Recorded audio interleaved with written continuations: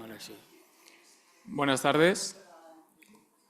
A continuación comenzaremos con la última mesa, con el uso de la tecnología en el estudio y manejo de la tuberculosis.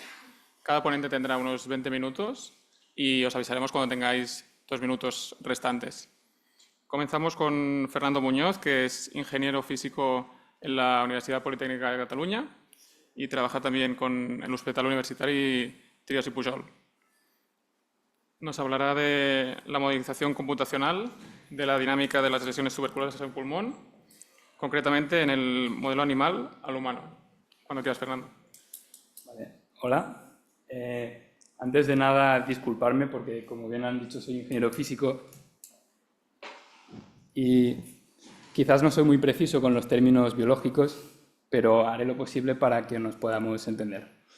Entonces, os voy a presentar mi proyecto de fin de carrera, en concreto colaborando con Beatriz del BSC, con Martí Catalán de la Universidad de Oxford y con Pere Joan Cardona y Clara Prats.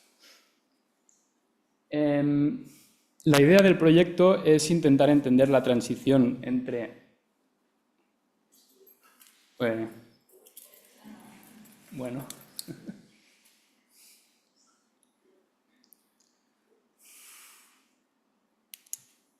Yo no he tocado nada, ¿eh?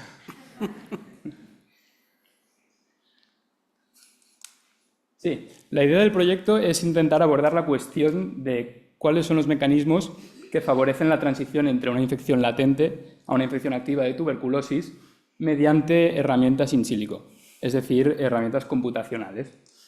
Y hay mucho trabajo previo que han hecho los compañeros, en concreto con el modelo burbuja, que creo que ya han introducido algún otro año, con el que básicamente se trabaja con un pulmón virtual, es un entorno virtual en el cual se introduce un agente, un modelo de agentes que intenta reproducir el comportamiento de las lesiones de tuberculosis como si fueran burbujas, y de aquí el nombre de modelo burbuja.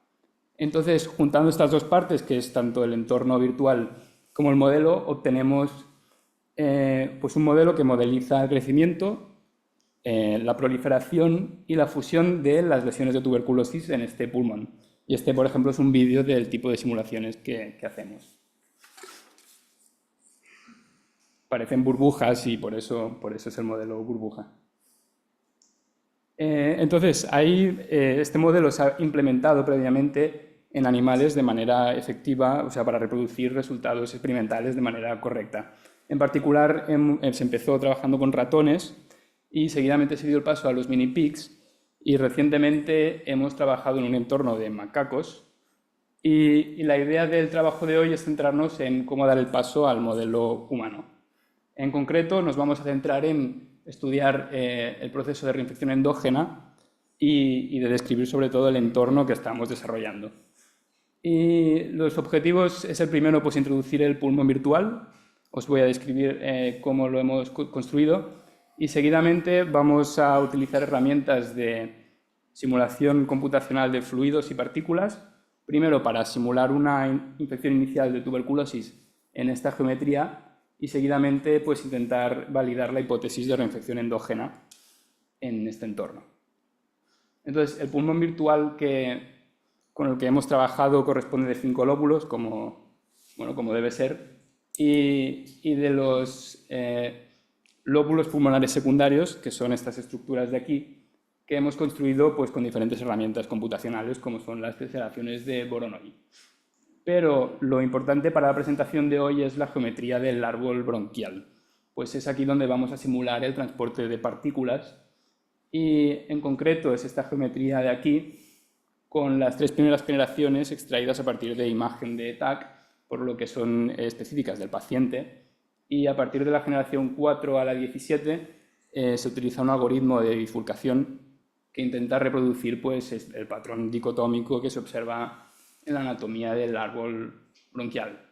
De la generación 17 pasamos directamente al subacinus, haciendo un salto de generaciones, y utilizaremos este modelo que está construido a partir de imágenes de microscopía. Y partiendo de estas geometrías, la idea es hacer simulaciones numéricas aquí dentro. Y en concreto lo que vamos a intentar resolver son las ecuaciones de Navier-Stokes, que no voy a explicar en detalle, pero simplemente describen el transporte del aire, ¿no? Pues en algún medio. Y lo que cabe destacar es que son unas ecuaciones muy difíciles de resolver.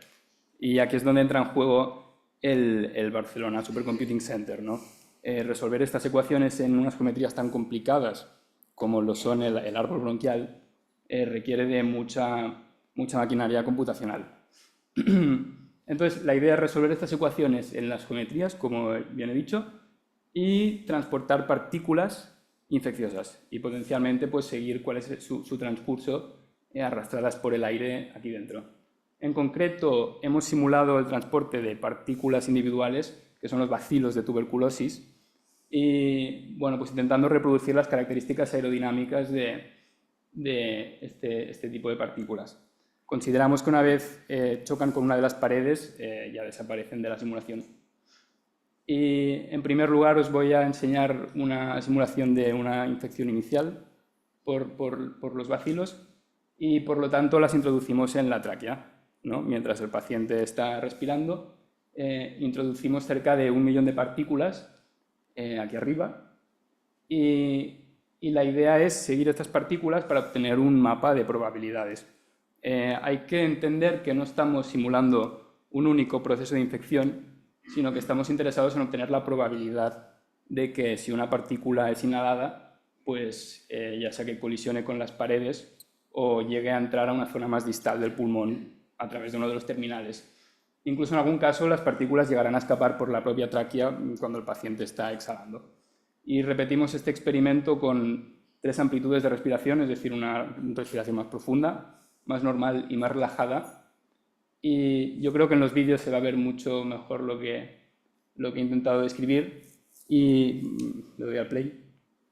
Entonces, se inyectan varias veces las partículas porque no sabemos realmente en qué momento de la inhalación se introducen y repito, estamos interesados en obtener el promedio estadístico de estas partículas.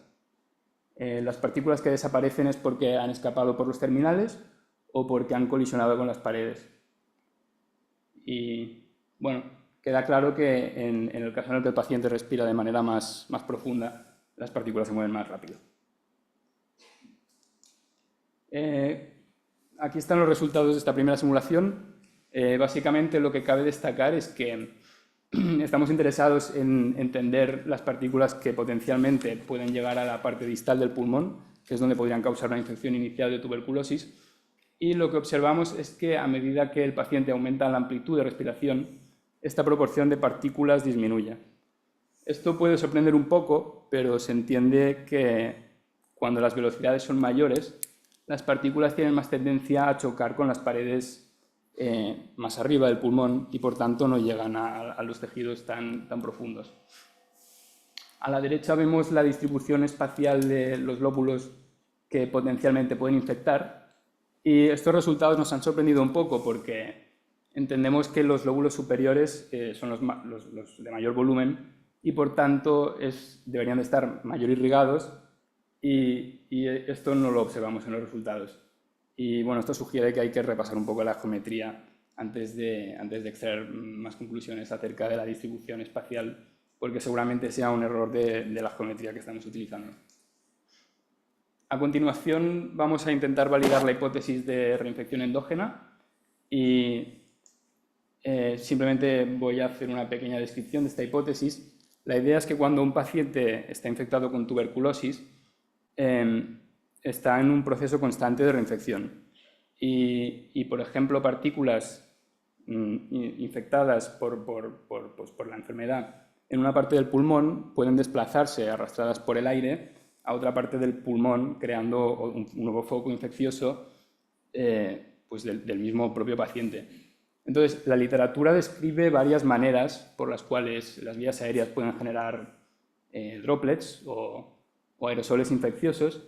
En concreto, nosotros nos centramos en describir el cierre de los bronquioles terminales y de los poros de Kohn, que cuando se reabren pues lanzan estas partículas y la idea es introducirlas pues ya sea en los bronquioles terminales o en los poros de Kohn, asumiendo que se ha producido este proceso de cierre y reapertura de las vías aéreas. Entonces repetimos el mismo juego de antes y lanzamos pues, un montón de partículas para intentar obtener un mapa de probabilidades de lo que sucede con estos bacilos y ver si realmente pues, pueden llegar a partes más distales del subvacino o por otro lado escapar.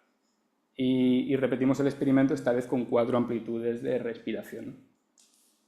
Otra vez en los vídeos creo que siempre queda más claro. En verde son las partículas que se han generado en el bronquiol terminal y en rojo en los poros de Kohn.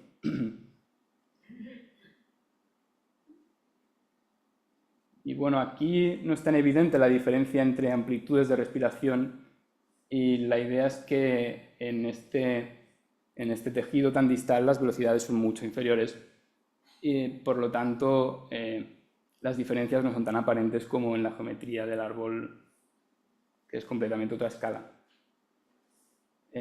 Por eso también necesitamos simular más de un ciclo de respiración porque las partículas no se mueven tan rápido y por lo tanto tardan más en depositarse. Aquí los resultados. Por un lado las partículas que se han generado en los bronquiolos terminales y por otro en los poros de Kohn, y estamos interesados en contar aquellas que se han podido depositar en tejido alveolado, es decir, que potencialmente pueden causar un nuevo foco de infección dentro del mismo subvacino. Aquí observamos que a medida que el paciente respira con mayor amplitud, esta proporción aumenta. Y bueno, esto tiene sentido puesto que si el paciente respira con mayor amplitud, las partículas se moverán más rápido y por tanto tenderán a entrar más profundo dentro de la geometría. Por otro lado, observamos que cerca del 40% de las partículas escapan del subvacino. Y esto sucede cuando el paciente está inhalando y esto nos permite introducir el concepto de reinfección lejana. Es decir, aquí hacemos el juego de pensar qué le ocurre a las partículas que han escapado del subvacino y por tanto entran en la geometría superior, y la idea es seguir estas partículas mientras el paciente está exhalando y otra vez vuelve a inhalar para ver si realmente pueden viajar a través de las ramas del árbol bronquial y, por ejemplo, escapar por otro de los terminales. De nuevo, en los vídeos queda mucho más claro. En rojo son las partículas que introducimos que supuestamente han escapado del subvacino mientras el paciente está exhalando. Y cuando el paciente vuelve a inhalar, algunas de las partículas sí que pueden volver a entrar al tejido alveolado.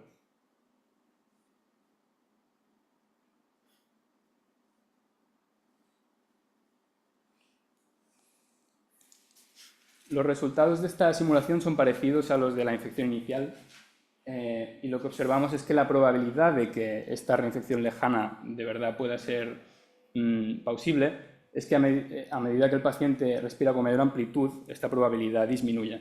Y la explicación que le damos a esto es la misma que le dábamos antes, puesto que si las partículas se mueven más rápido, tenderán a chocarse antes con las paredes superiores y por tanto no llegarán a los tejidos tan profundos. A la derecha vemos la distribución espacial de estas partículas, es decir, la distancia que han recorrido dentro del árbol en centímetros. Y lo que parece sorprendente es que a pesar de que son reinfecciones lejanas, vuelven a entrar por el mismo terminal por el que han salido. Por lo tanto, es una reinfección más local de lo que indica el nombre. De todas formas, sí que vemos que algunas partículas llegan a viajar hasta 30 centímetros dentro del árbol bronquial, por lo que una reinfección lejana puede suceder, al menos en nuestras simulaciones. Como pequeño resumen, estas simulaciones nos permiten validar la hipótesis de reinfección endógena. En particular, hemos diferenciado entre una reinfección cercana y una reinfección lejana, y lo que comparten los resultados es que a menor sea la amplitud de respiración, hay menos colisiones con las paredes y por tanto las partículas tienen una tendencia a llegar más lejos. Esto es un poco sorprendente con algunas hipótesis que teníamos previamente, en las cuales pensábamos que si la amplitud es mayor, las partículas viajarían más lejos, pero bueno, hay que interpretar los resultados con cautela, porque como os he explicado, consideramos que una vez las partículas colisionan con las paredes, desaparecen, pero en realidad estas partículas se pueden otra vez soltar y por lo tanto llegar mucho más allá en la geometría. Otra cosa a destacar es que la distribución espacial de las partículas no cambia con la amplitud, y es solo la probabilidad de que se depositen que se ve afectada por estas amplitudes de respiración. Finalmente, las conclusiones es que, por una banda, hemos podido medir las probabilidades de que partículas inhaladas por la tráquea puedan dar lugar a una infección inicial y cómo se han distribuido por lóbulos, aunque estos resultados nos pueden indicar que debemos de revisar la geometría y mejorarla. Hemos podido también validar la hipótesis de reinfección endógena, al menos en un paciente virtual, pero bueno, hemos conseguido distinguir entre un proceso de reinfección endógena cercano y lejano. Y finalmente, estos resultados nos pueden servir para introducirlos en el modelo burbuja que os he introducido al principio de la presentación para refinar el modelo. Como os he dicho, el trabajo que queda pendiente es mejorar la geometría y también, sobre todo, considerar partículas infecciosas no solo constituidas por un solo bacilo, sino, como sucede en realidad, por agrupaciones de bacilos o incluso gotas de fluido alveolar que son desplazadas por el aire. Este tipo de partículas tendrá características aerodinámicas diferentes y, por lo tanto, los resultados pueden cambiar. Finalmente, esto también nos abre la puerta a las poblaciones virtuales, es decir, considerar geometrías ya sea diferentes para cada género o por edades y ver si los resultados que obtenemos se asocian a lo que observamos en la realidad. Y bueno, aquí las referencias por si alguien está interesado, y muchas gracias.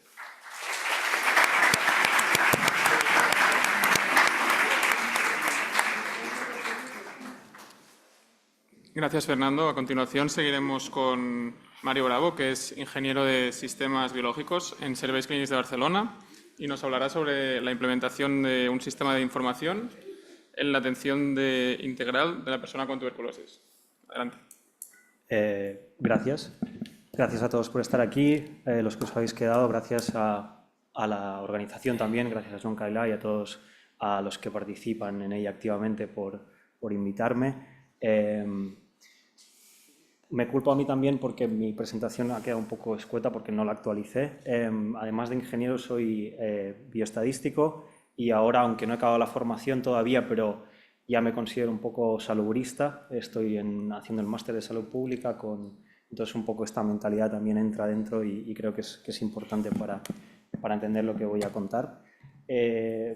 Esta diapositiva, además de la portada, también la usaré un poco como diapositiva de conflicto de intereses, como para que quede claro. Yo vengo de Serveis Clínics, lo que os voy a presentar viene a través de esos lentes y todo ello no creo que deje de ser relevante. Bueno, temas de... No ha quedado muy bonito esto, veo. Bueno, la conversión.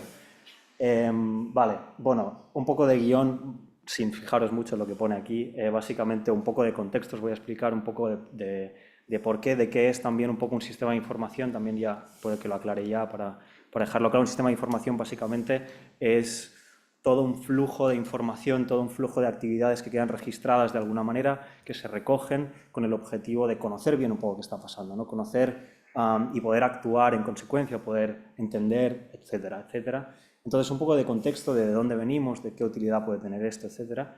¿Qué propuesta tenemos? ¿Qué propuesta generamos desde Serveis Clínics como a esta dificultad? Luego, un poco la evaluación que vamos a hacer de este sistema, los resultados que surgen de aquí, que son todo un árbol de resultados, y luego unas discusiones del tema. Entonces, un poco de contexto. Me remonto tiempo atrás, supongo que algunos de vosotros, si no todos, ya conoceréis este gráfico. Aquí lo que podéis ver básicamente es un poco la historia en incidencia de tuberculosis de Inglaterra y de Gales. Son una de las zonas que mejor recogieron los datos así históricos. Podéis ver que nos remontamos al 1880 y aquí tenéis unas marcas temporales, unos hitos que son de relevante importancia, como en el 93 la declaración de la OMS de la tuberculosis como una ESPI, Veis dónde estaba un poco la incidencia en esa época. Luego el descubrimiento, la invención de la streptomicina, la vacunación, bueno, sobre todo la streptomicina, ¿no?, que generó esta gran bajada muy significativa y muy relevante. Pero si nos vamos hacia atrás y vamos al 82, cuando se descubrió el bacilo, vemos todo un descenso de una reducción de un 73% aproximadamente, ¿no? Que no... Se le puede atribuir varias razones, pero una principal y muy relevante es la mejora en calidad de vida de las personas, ¿no? Que esto ya todos lo sabréis, ¿no?, supongo, en cierta medida, como que la salud de las personas va muy atada a todos los determinantes que le envuelven, no simplemente a tener acceso a unos fármacos, que quede claro que no quiero sacarle la relevancia y la gran importancia que se merece. Esto simplemente para que quede claro que eso no solo pasó en Inglaterra, también esto es en Estados Unidos, que también vemos un descenso muy similar en el mismo periodo a raíz de estos determinantes. Estos otros datos que observamos entre el 97 y el 2006 a nivel mundial. Podemos ver este gradiente social de estos determinantes sociales que remarcaba de muchos años atrás, como en el 97 y 2006 todavía se ven. Aquí, simplemente para que quede un poco claro, estos son países de baja renta donde vemos que anualmente tienen un incremento en la incidencia de tuberculosis a medida que vamos ganando a nivel socioeconómico.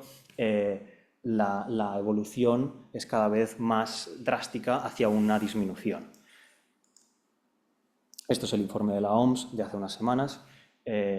Los determinantes sociales siguen siendo un factor determinante valga la redundancia, importante, que todavía es presente y que hemos de tener en cuenta. Sé que muchos lo sabéis, pero bueno, lo pongo como base. Un poco de contexto en Cataluña, ya para focalizarnos un poco en el territorio aquí.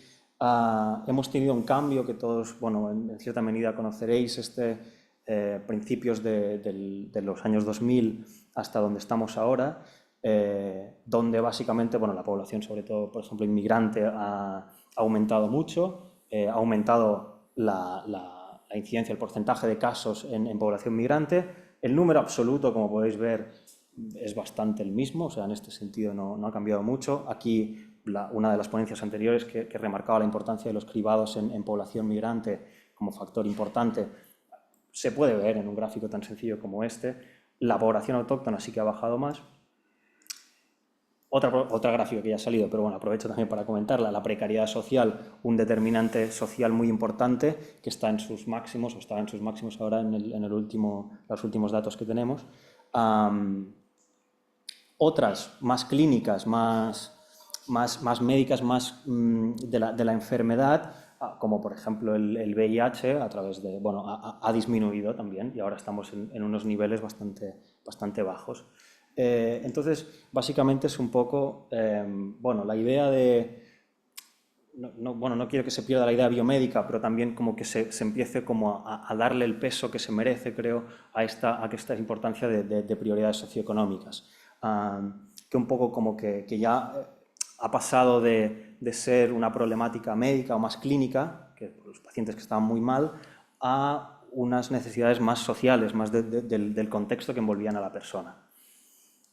Entonces, yo de Service Clinics, vengo de Service Clinics, como comentaba antes. Service Clinics ya lo presentaron un poco ayer, pero para hacer 5 céntimos para si alguien no estaba. Es un centro que se basó en el 93 como respuesta de la ESPI y de la OMS, y está especializado en la atención biopsicosocial e integral de la persona con tuberculosis. Eso quiere decir que no simplemente se le da la medicación, sino que se le acoge de manera holística. Y además dispone de esto de un equipo ambulatorio que le llaman ETODA, que asegura el TDO en el territorio, no para todo el mundo, pero en una gran parte del territorio. Y el conjunto de todo este equipo y Service Clinics más o menos tratan una tercera parte de los casos en Cataluña. El centro como tal tiene capacidad de 48 camas eso recibe personas de toda Cataluña y se tratan en conjunto con ETODA, que decía, más de 250 personas al año.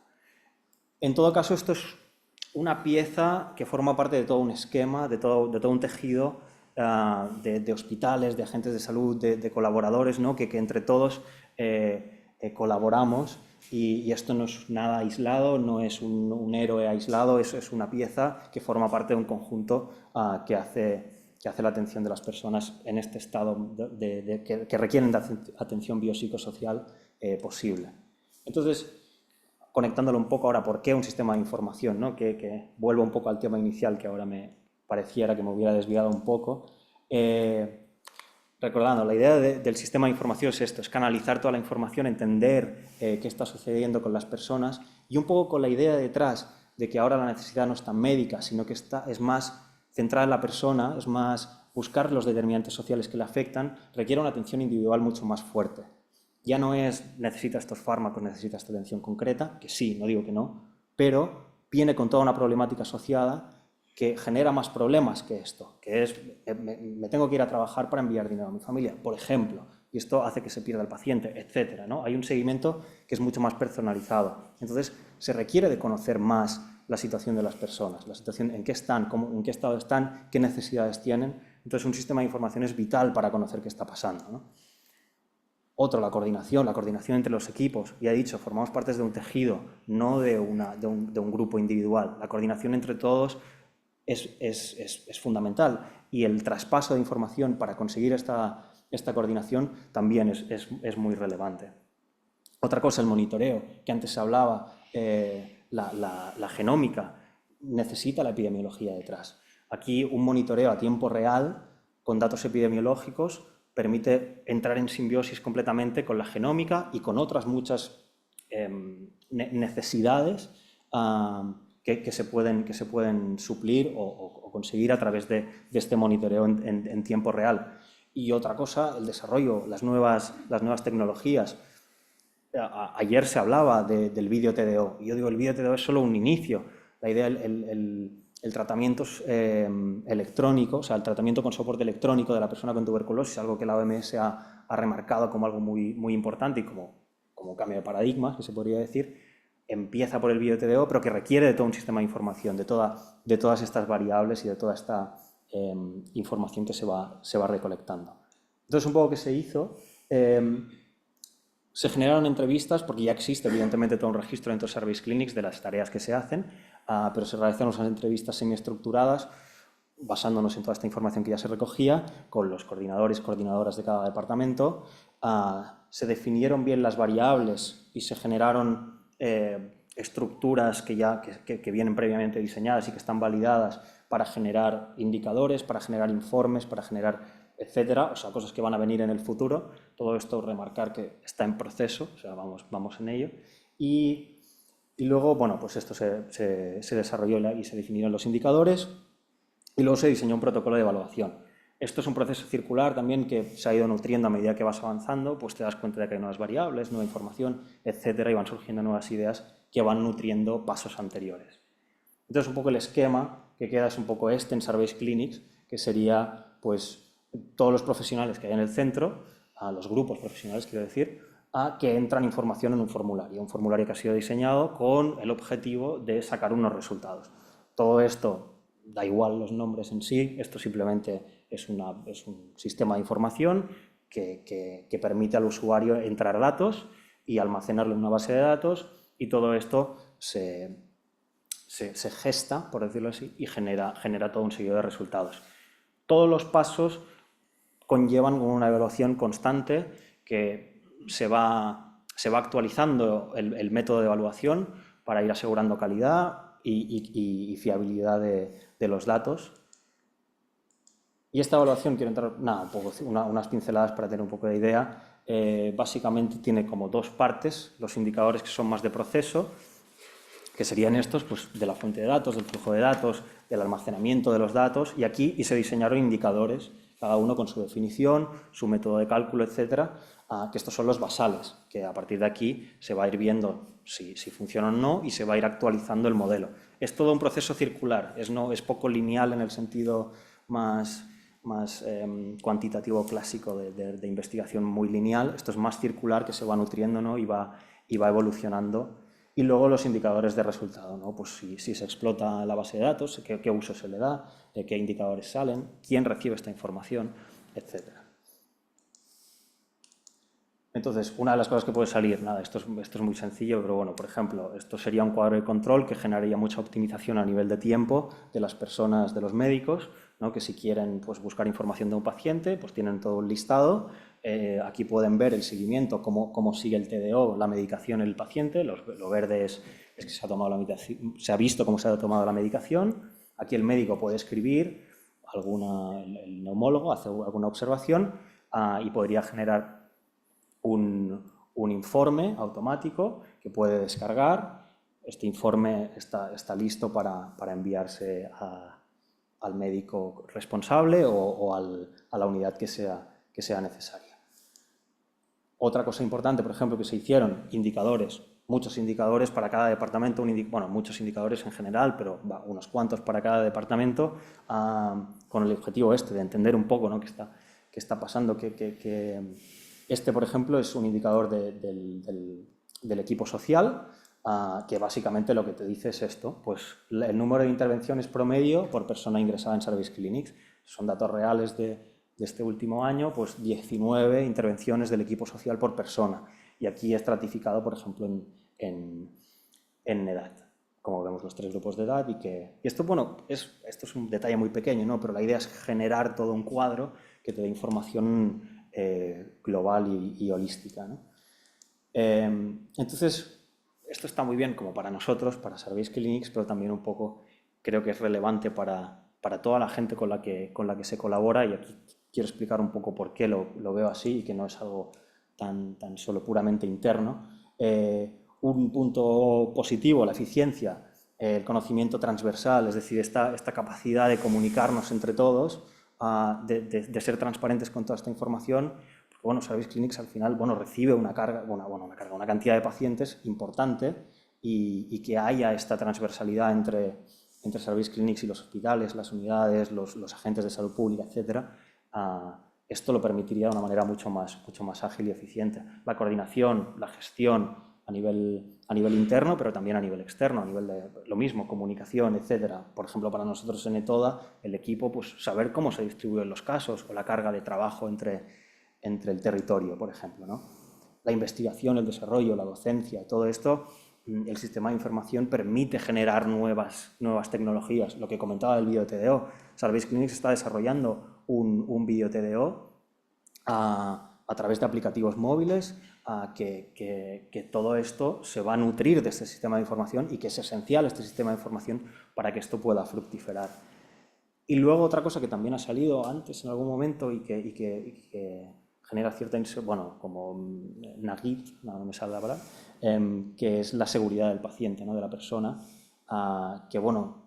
que tenga esta intimidad, ¿no? Que todo esto quede seguro y a nivel de, bueno, esto ya es más a nivel de Service Clinics, pero bueno, esto lo puede aplicar cualquiera y lo debería aplicar cualquiera, que son las normativas europeas de seguridad. Service Clinics, por ejemplo, lo está aplicando, siguiendo todo el protocolo actual, y esto garantiza absolutamente la seguridad digital de las personas.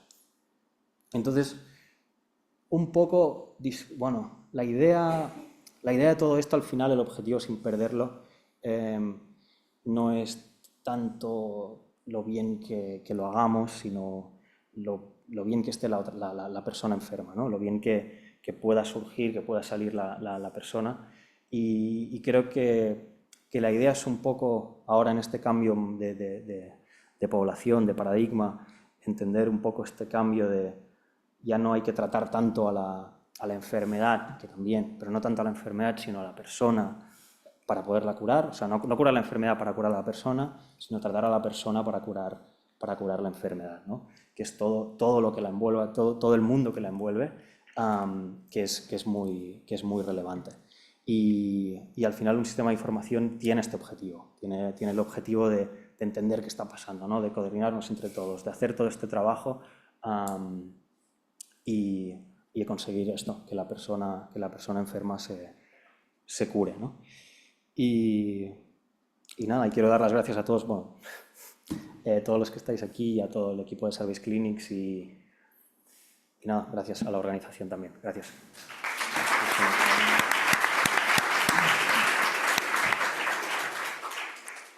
Ahora, para continuar, Laura Moretó, infectóloga y referente de VIH, tuberculosis y hepatitis B y C en Médicos Sin Fronteras en Barcelona, nos va a hablar sobre POCUS para el diagnóstico de tuberculosis en niños basado en la experiencia en Guinea-Bissau y Sudán del Sur. Cuando quieras, Laura. Hola, buenas tardes. Muchas gracias. Efectivamente, soy Laura Moretó Plana, referente de tuberculosis para Médicos Sin Fronteras, y os hablaré pues, del POCUS, la ecografía a pie de cama para diagnóstico y seguimiento de la tuberculosis pediátrica, y os hablaré un poquito también de nuestra experiencia en Guinea-Bissau y un poquito menos en Sudán del Sur. Quiero agradecer también a Sabine Velar, que es un poco la experta que ha asesorado nuestro estudio y que también ha cedido algunas diapositivas para esta presentación que he adaptado. Y antes de empezar, me gustaría preguntaros, de entre vosotros, ¿quiénes de vosotros utilizáis el POCUS, la ecografía a pie de cama, para vuestra práctica clínica?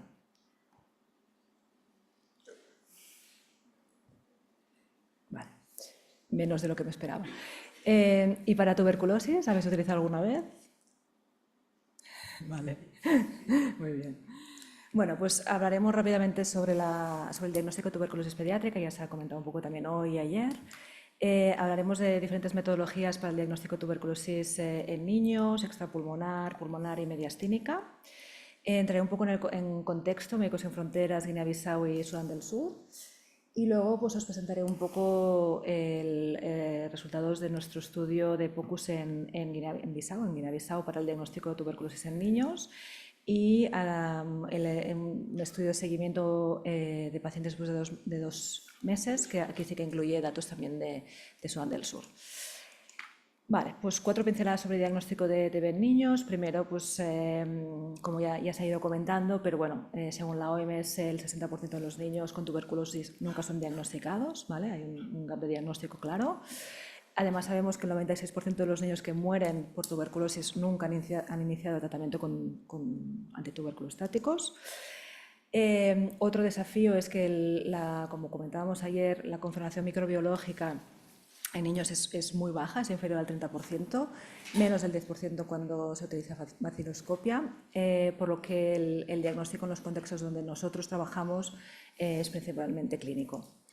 Además, tenemos un acceso muy limitado a radiografía de tórax, y pues nos encontramos con mucha reticencia por parte de clínicos y también a menudo de programas nacionales de iniciar tratamientos de 4 o 6 meses, ¿no?, en niños sin una confirmación microbiológica. Entonces, ¿por qué tantos esfuerzos, ¿no?, por parte de la organización, al menos de Médicos Sin Fronteras, para implementar el POCUS? Pues primero porque es una herramienta de diagnóstico por imagen a pie de cama, que no es invasiva, que es menos costosa que otras y es apta para niños. Porque hemos encontrado muchas limitaciones con la radiografía de tórax. Primero porque el acceso es muy limitado. Nosotros tenemos, creo, 3 proyectos solo con acceso a radiografía.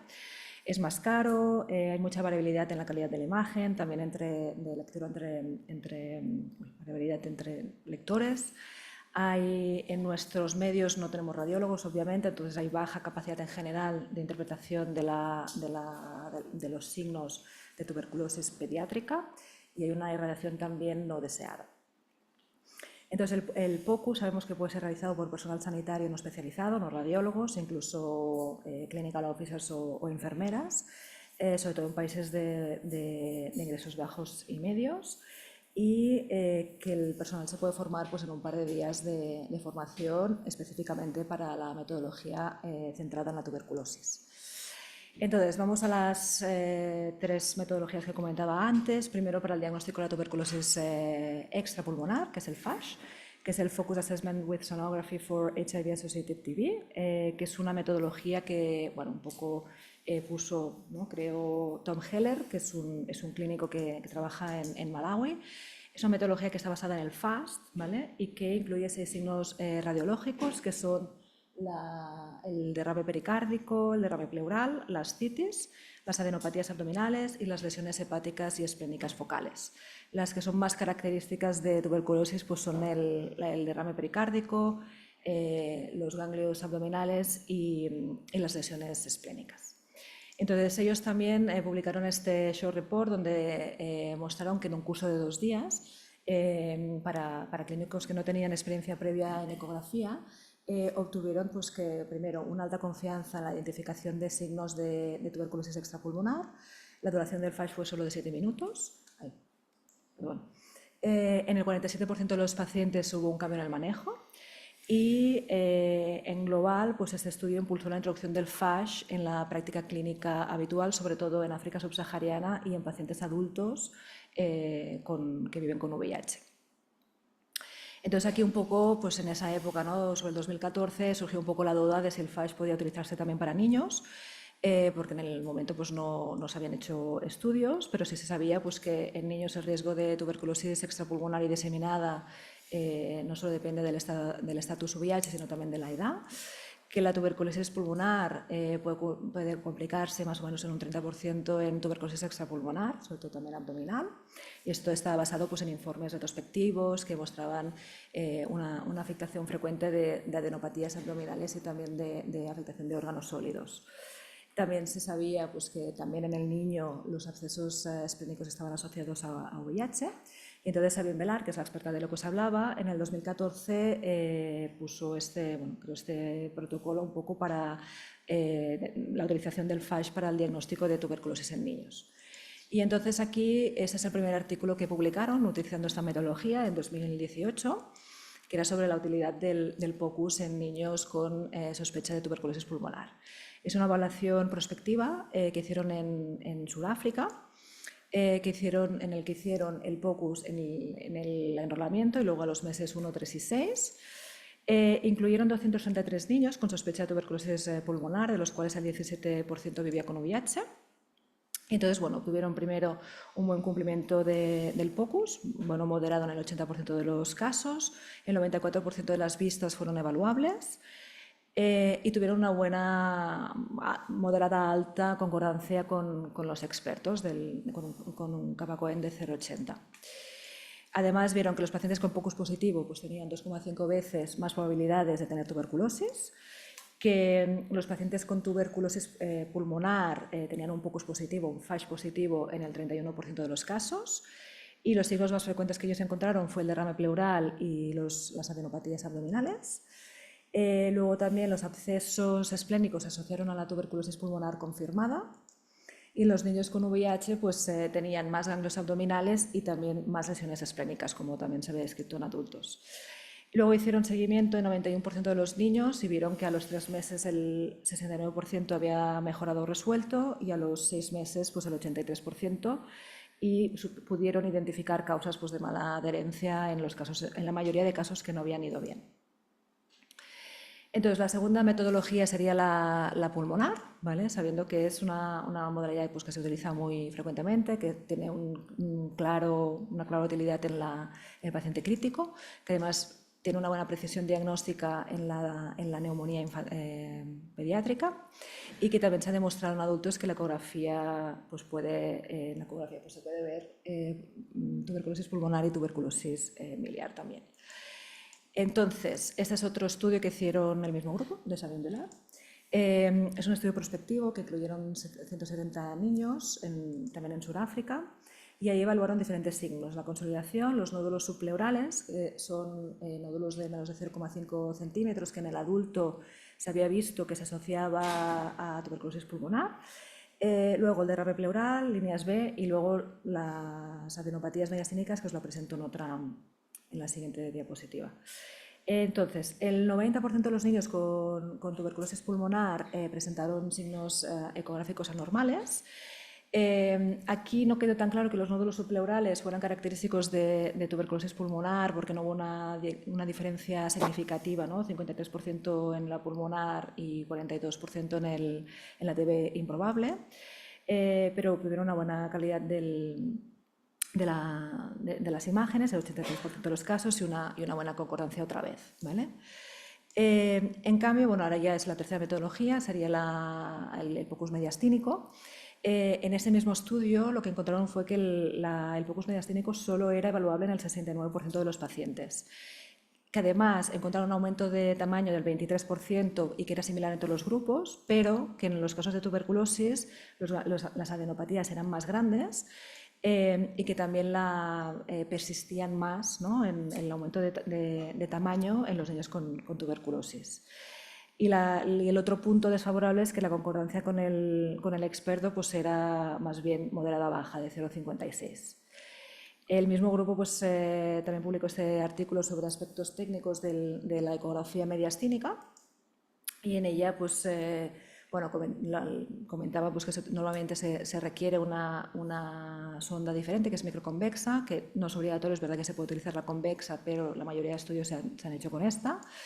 Es una exploración supraesternal y que por la complejidad de la anatomía pues, suele ser difícil de enseñar a los clínicos de terreno, ¿no?, que pueden ser médicos o clinical officers o enfermeras, y además pues hay la limitación de la concordancia con el experto, ¿no? Ahora salto un poco al contexto. Primero, por los que no conozcáis, Médicos Sin Fronteras es una organización médico-humanitaria que trabaja principalmente en emergencias humanitarias. Entonces, Guinea-Bissau, los dos contextos donde hicimos este estudio, Guinea-Bissau no es un país en conflicto, pero tiene un sistema sanitario muy frágil, con muy malos indicadores a nivel sobre todo materno-infantil, y además tiene una carga de enfermedad de VIH, tuberculosis y desnutrición muy elevada.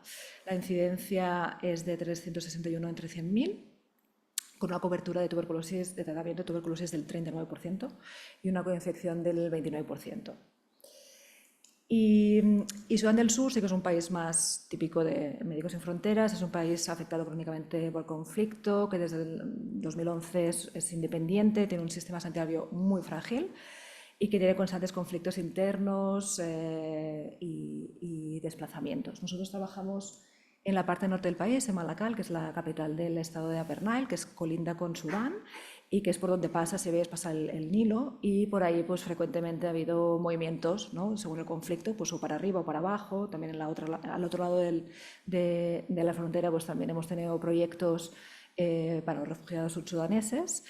Y es una zona, toda ella, con una elevada carga también de tuberculosis, VIH y desnutrición. La incidencia en el país es de 227 entre 100.000, pero según nuestros datos, la incidencia en la zona de Malakal sería el doble. La cobertura es sorprendentemente reportada, es sorprendentemente alta, del 72%, y también hay una coinfección del 13% con el VIH. Entonces, os presento aquí un poquito el estudio que hicimos en Bissau, que tenía como objetivo pues, describir el rendimiento de los hallazgos del POCUS para niños con sospecha de tuberculosis. Y es un estudio observacional que hicimos en un hospital terciario, el Simão Mendes, desde julio del 2019 hasta abril del 2020. Tuvimos que acabarlo antes a causa del COVID. Y este es parte de un estudio multicéntrico que es mucho más amplio, que es el componente que nos presentaré a lo mejor el año que viene, que hicimos en Sudán del Sur. Y que incluyó pues, también muchos más pacientes. El criterio de inclusión pues, eran niños entre 6 meses y 15 años con sospecha de tuberculosis, y todos los niños fueron sometidos a una evaluación clínica, y también en todos ellos, bueno, esto es un estudio en paralelo que se han mostrado resultados de la parte del Gen Expert Ultra que hicimos en heces y en orina, en un par de presentaciones. Pues es el mismo estudio, lo que pasa es que pues, hicimos dos análisis en paralelo, ¿no? Aquí os estoy presentando solo la parte del POCUS. Entonces, todos los pacientes en principio tenían 3 muestras de Gen Expert, y entonces hicimos un POCUS el día del enrolamiento y luego pues, a los 2 meses. En Bissau formamos médicos, que en Sudán eran clinical officers, y eran médicos que no tenían ninguna experiencia en ecografía, y se formaron pues, en un par de días en esta metodología centrada en la tuberculosis, y nosotros finalmente incluimos 8 signos, los 6 signos que os he comentado antes del FASH y 2 signos más de ecografía pulmonar, que fueron la consolidación y los nódulos subpleurales, pero por la complejidad y baja concordancia pues decidimos no incluir la ecografía mediastínica.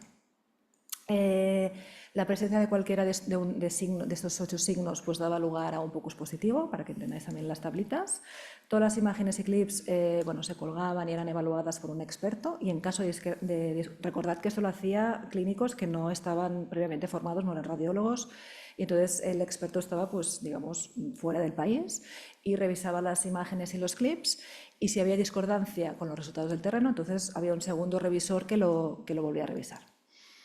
Una de las limitaciones es que el médico no estaba cegado a los resultados y era quien decidía sobre la categorización final de los pacientes, que eran categorizados en 3 grupos. TB confirmada cuando había una confirmación microbiológica con GenExpert Ultra. Tuberculosis no confirmada cuando tenía un diagnóstico clínico siguiendo las SOPs de Médicos Sin Fronteras que teníamos en el momento, antes de la implementación de las recomendaciones de la OMS en 2022. O TB improbable, que era pacientes que tenían un diagnóstico alternativo y una buena respuesta al tratamiento. El estudio fue aprobado por el Comité de Ética de BSEF y de los países donde lo hicimos. Y aquí os muestro algunos resultados, 4 pinceladas. En Bissau incluimos 139 pacientes, la mitad más o menos eran niñas, el 40% tenían menos de 5 años y la edad media era de 7 años. El 64%, 89 pacientes tenían tuberculosis y de ellos el 30% era tuberculosis confirmada y la mayoría de ellos se presentó con una tuberculosis pulmonar. Los signos ecográficos, esta tableta sobre los signos ecográficos por tipo de tuberculosis. Entonces lo que vimos es que los niños con tuberculosis tenían más probabilidad de tener un POCUS positivo. En el 93% de los niños con un diagnóstico final de tuberculosis tenían un POCUS positivo, mientras que el 34% de los niños con tuberculosis improbable tenían también un POCUS positivo. Los signos más frecuentes en niños con tuberculosis fueron la consolidación y los nódulos subpleurales, seguidos del derrame pleural y de las lesiones esplénicas, y en la tuberculosis improbable pues fueron la consolidación también. Y en los niños con tuberculosis confirmada, la sensibilidad del POCUS fue del 85% y la especificidad en niños con tuberculosis improbable fue del 66%. Entonces, aquí la concordancia con el revisor experto también fue moderada a alta con un kappa Cohen de 0,8. Los signos que tuvieron más concordancia fueron la consolidación y el derrame pericárdico, mientras los que tuvieron menos concordancia fueron las adenopatías abdominales y la ascitis.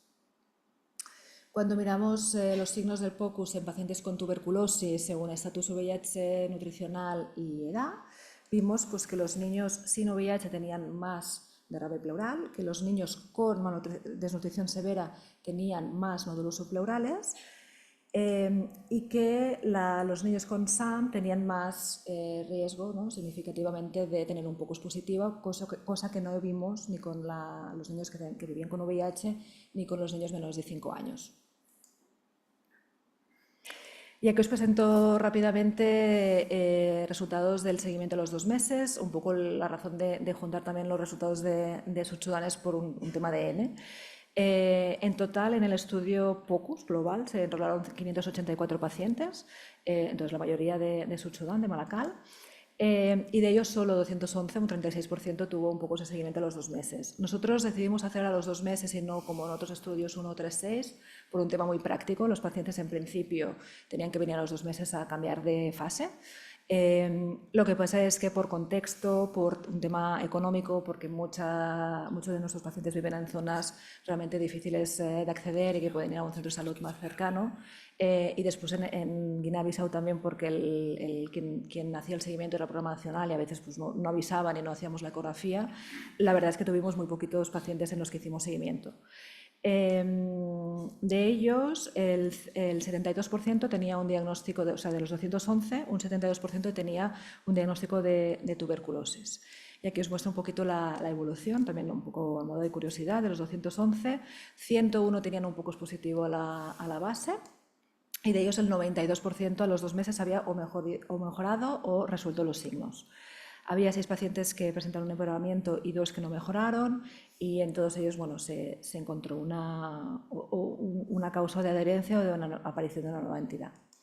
Y en los niños que tenían un POCUS negativo a la base, también la inmensa mayoría pues, continuaron siendo negativos y hubo 6 pacientes que sí que tuvieron un empeoramiento y en ellos pues, también se identificó causa nueva entidad, pero no fueron nuevamente diagnosticados de tuberculosis. Como principales limitaciones de la parte del estudio, pues encontramos un tamaño muestral relativamente pequeño, que esto con los resultados de Sudán del Sur, pues obviamente se va a aumentar y va a mejorar, que el POCUS, como os comentaba antes, no estaba cegado, ¿no?, los resultados al clínico, pero en la parte de Sudán sí que, sí que están cegados y se decidía la categoría independientemente del resultado del POCUS. En el caso de Guinea-Bissau, como decía, la decisión final de iniciar tratamiento, que en la mayoría de casos coincidió, pero en alguno no, corría a cargo del Programa Nacional de Tuberculosis. En Sudán no, es Médicos Sin Fronteras quien decide la iniciación del tratamiento. Y una baja proporción de POCUS de seguimiento por el tema del contexto que os comentaba.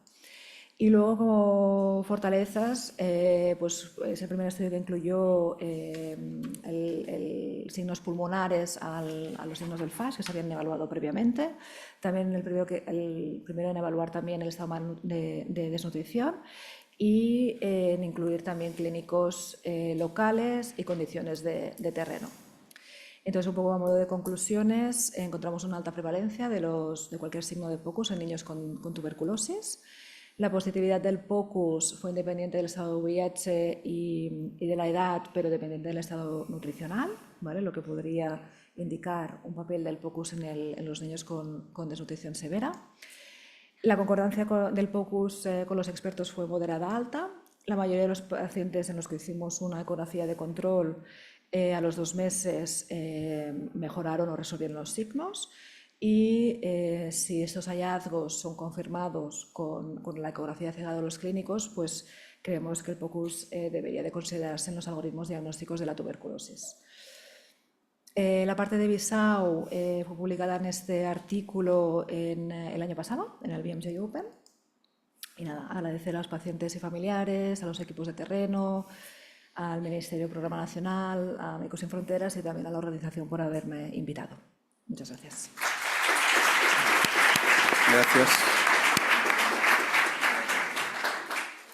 Ahora, para acabar, Clara Famoric, médico de familia y miembro del grupo de trabajo Comisión de Coordinación de Salud Internacional y Unidad de Soporte a la Investigación Metropolitana Nord de DIAPS Jordi Gol, de Barcelona, y Silvia Barro, médico de familia del Parc Sanitari Pere Virgili y Grupo de Coordinación y Salud Internacional de la Sociedad Catalana de Medicina Familiar, nos van a hablar sobre las oportunidades para el diagnóstico de la tuberculosis en la atención primaria. Cuando queráis. Hola, buenas tardes a todos. Muchas gracias por dejar participar a la atención primaria en esta jornada.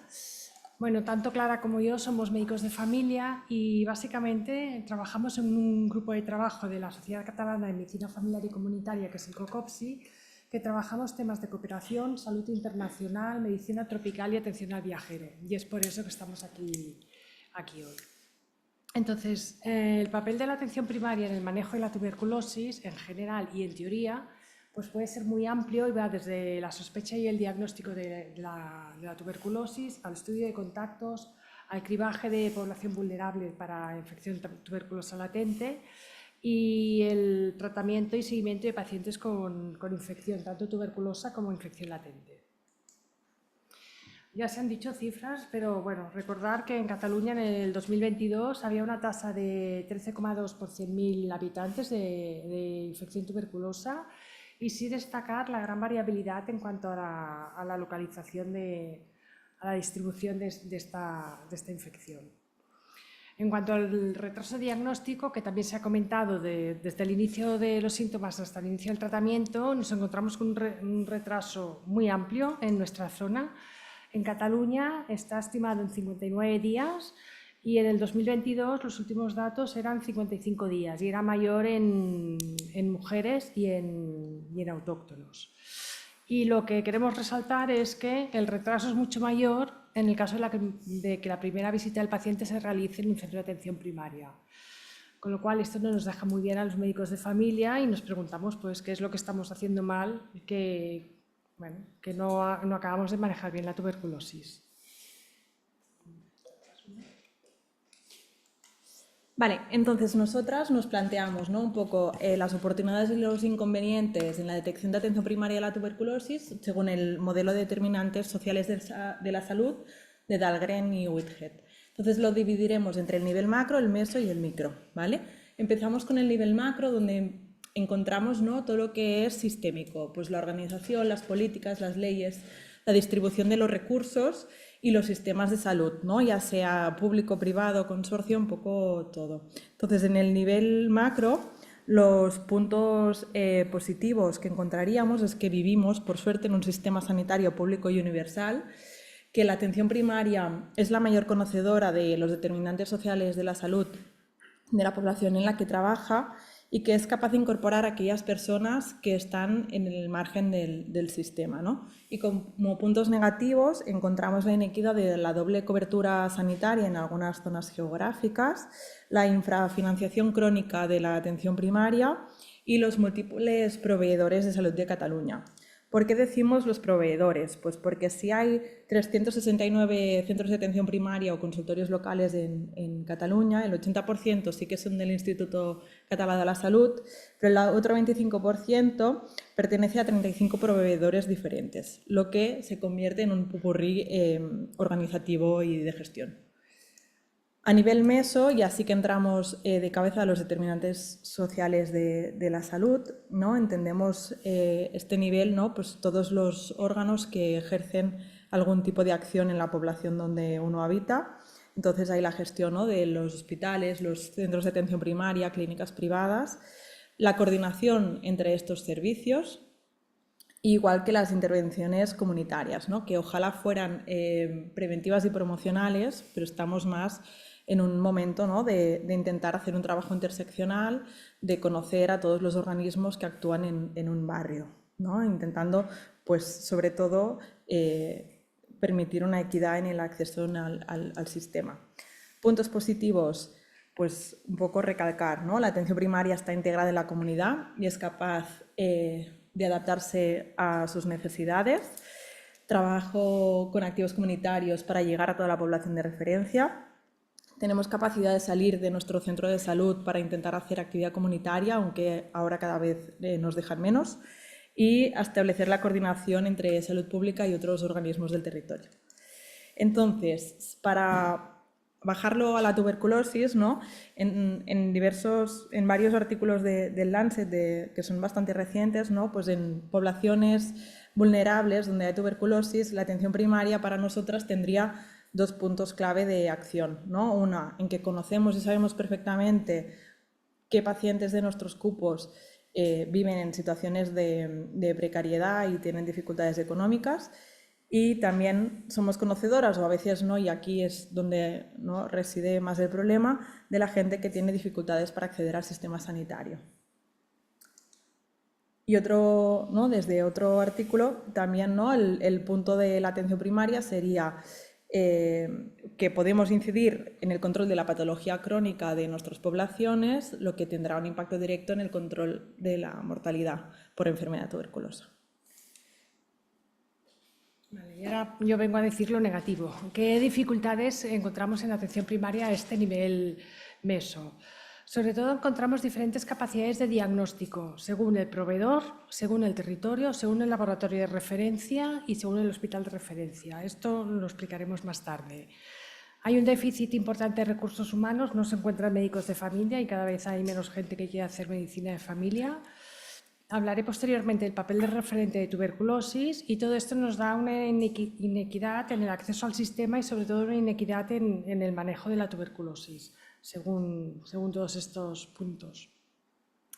Respecto al referente de tuberculosis, si habéis estado en jornadas previas que han venido compañeras del COCOPSI y han defendido mucho la figura de un referente de tuberculosis en los centros de atención primaria. Pero la verdad es que esto no siempre es posible. Desde los centros desde los hospitales de referencia, desde los centros territoriales, se nos pide a los centros de salud que tengamos un referente de tuberculosis, uno de asma, uno de infecciosas, de diabetes, de endocrino, de dermato. Bueno, y en los centros de salud somos los que somos. Entonces, con una media de 10, 12 médicos de familia por centro, con lo cual no puede haber un referente de todas las especialidades médicas y menos de las subespecialidades en las que se divide la atención a nivel hospitalario.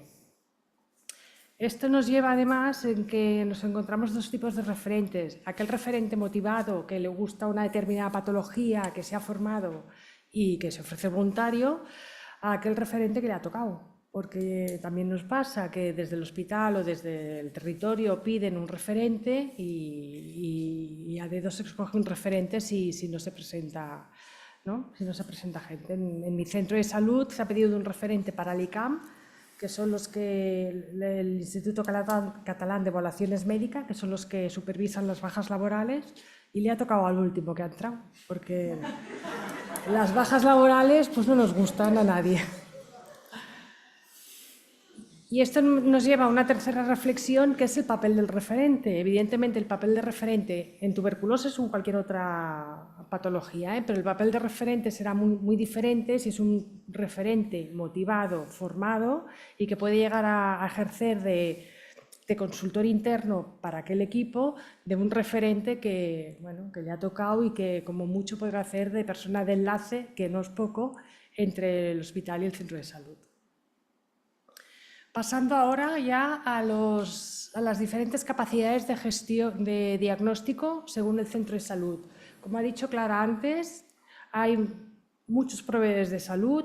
Cada proveedor de salud tiene diferentes formas de trabajar en diferentes territorios, con diferentes laboratorios, y esto nos da unas diferencias importantes en las capacidades de cada centro.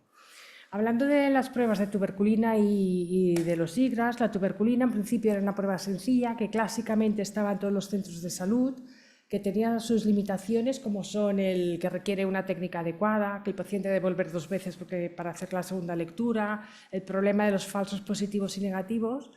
Pero el problema principal a día de hoy es que no está accesible en todos los centros de salud. Hay muchos centros de salud en que no tenemos PPD.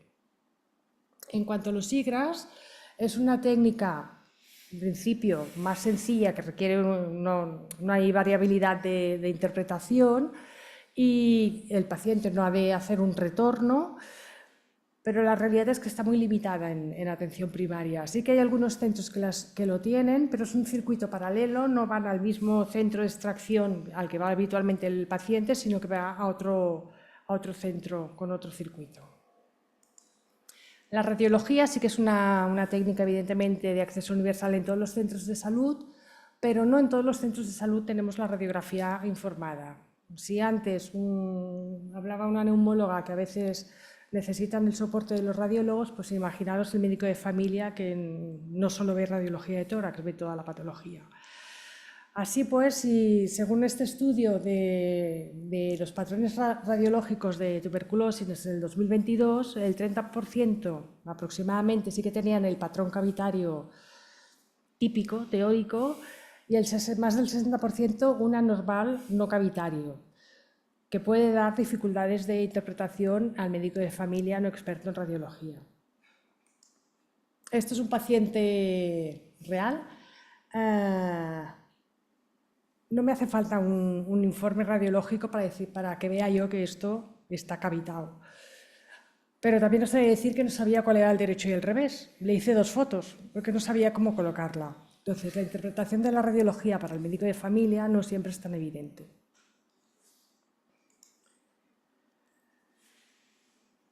Esta heterogeneidad de centros y de proveedores nos da también muchas dificultades en cuanto a los circuitos. No hay un circuito claro porque depende mucho del hospital de referencia, del centro, etcétera, etcétera. Así, cuando el médico de familia tiene una sospecha de tuberculosis, no sabemos a veces si derivarlo a infecciosas, a neumo, a medicina interna. Lo derivamos vía urgencia, hospital de día, consultas externas. Lo derivamos directamente o hacemos una interconsulta, porque incluso dentro del mismo hospital, según qué servicio nos acepta el paciente vía derivación y según qué servicio tenemos que hacer una interconsulta previa para que digan, ok, derivámelo. Y según el servicio, esta forma de hacer la interconsulta también es diferente. La puedes hacer directamente agendando en una lista de interconsultas o tienes que hacer una derivación como primera visita no presencial. Entonces, todo esto acaba siendo un galimatías que no facilita la actuación del médico de familia, dejando de banda el retraso de las primeras visitas y el rechazo de derivaciones que hay. A nivel micro ya, que a nivel de medicina de familia ya sería estrictamente la actividad en la consulta entre el médico y el paciente, y que se centra en todas estas actividades, encontramos también una serie de oportunidades, de puntos positivos y una serie de inconvenientes. En cuanto a las oportunidades, encontramos que cada paciente está asignado a una unidad funcional que es un médico y una enfermera, y tendrá este médico y esta enfermera a lo largo de toda su vida o hasta que se traslade de centro. Este médico y esta enfermera no conocen solo al paciente, sino que conocen todo el entorno familiar, porque generalmente es toda la familia que está asignada a los mismos profesionales. Somos capaces de salir del centro y de hacer visitas a domicilio, lo cual nos da mucha información de la situación real de aquella familia a nivel socioeconómico. Y clave es la accesibilidad y la longitudinalidad. El paciente puede acceder a los centros de salud cuando quiera o cuando lo necesite, no necesita ninguna vía previa, y será visitado por los mismos profesionales, como he dicho antes, de forma longitudinal. ¿Qué problemas nos encontramos o qué hándicaps tiene la atención primaria a nivel micro? Como ha dicho Clara antes, somos más de 6.000 médicos de familia en Cataluña, ¿vale? Entonces, hay una gran variabilidad de conocimientos y de expertise. O sea, no todos los médicos de familia sabemos de todo, y esto es una realidad. O sea, hay médicos de familia que tenemos más manejo con tuberculosis y otros no, pero otros te hacen la cirugía menor, te hacen la crioterapia y te hacen el fondo de ojo los diabéticos. Entonces, el resto de personal ha de ser consciente de esta variabilidad, que no es mala, es que sabes de otras cosas. Trabajamos con consultas saturadas, la media es de 30 a 40 pacientes al día, y generalmente los pacientes no vienen por un motivo de consulta, vienen una media de 2 hasta 4 motivos de consulta de patologías muy variadas, con lo cual a veces pues hay motivos que se nos pueden escapar o no profundizamos tanto. Porque la realidad es que a nivel de las consultas de atención primaria, la patología de la tuberculosis es baja en nuestro medio. Según los datos de la base de datos clínicos de atención primaria, para el año 2022, y empiezo por la parte baja de la pirámide, esto es para población general, la prevalencia es de casi 25% de trastornos mentales en la consulta de atención primaria. O sea, lo que vemos básicamente, población general, trastornos mentales, seguidos de hipertensión, dolores de columna, diabetes, EPOC, cardiopatía isquémica. Todos estos son porcentajes, son por ciento. La incidencia de la tuberculosis, hemos dicho que era en Cataluña 13 por 100.000. Bueno, hay médicos que no habrán visto una tuberculosis en años en atención primaria. Y realmente las consultas de atención primaria lo que vemos es pues esto, patología crónica básicamente, de 1, 2 o 3 sistemas. Pacientes pluripatológicos son el 60% de nuestra actividad en la vida del día a día de la consulta.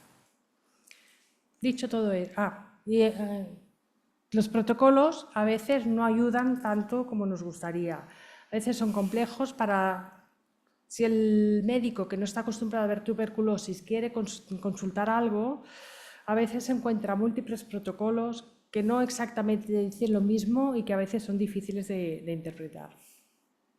Dicho todo esto, como resumen. Para terminar en positivo un poco, ¿no? ¿Qué oportunidades vemos en la atención primaria? Pues que es una aproximación al territorio, que tenemos mucho conocimiento del paciente y de su entorno, que se podría mejorar mucho la detección precoz de la enfermedad tuberculosa y que tenemos un papel clave en la sospecha, el diagnóstico, el tratamiento y el seguimiento. ¿Y qué necesidades percibimos, ¿no? Pues primero es asumir la diferencia entre diferentes médicos de familia y diferentes territorios, que necesitamos formación específica y dirigida a la atención primaria. Quizá no nos interesan tanto las diferentes técnicas de laboratorio, pero quizás sí que necesitamos más casos clínicos para detectar precozmente la tuberculosis. Y os animamos a todos los especialistas hospitalarios a bajar al territorio, a saber cómo se funcionan vuestros centros de atención primaria y qué realidades tienen, porque mejora mucho la vivencia por todas las partes. Y aparte, a establecer, ¿no?, ya que os vais a conocer, pues los circuitos que funcionan para que todo vaya mejor. Y para terminar, nosotras dos estamos aquí precisamente porque para mostrar un botón, ¿no? Yo trabajo en un centro con una población migrante altísima, donde hacemos PPDs cada día a todas horas. Podemos pedir IGRAS, podemos pedir radiografías, aunque no nos las informan, a no ser que pasen 2 semanas o haya un radiólogo que ese día pues, se pueda dedicar a eso. Pero en cambio tengo un grupo de WhatsApp con los médicos del hospital de referencia, ¿no? Yo trabajo en un centro de salud aquí en Gracia, donde la población inmigrante es muy baja. Nuestra primera nacionalidad son italianos. No tengo acceso al PPD, no tengo acceso al IGRA, tengo radiología informada, eso sí, y es conocer las diferentes realidades. Entonces, bueno, lo que queremos transmitir es eso, que encontramos muy importante que el hospital sepa qué es lo que puede hacer y no puede hacer cada uno de sus centros de salud, que puede haber diferencias dentro del territorio incluso. Esto es todo. Gracias.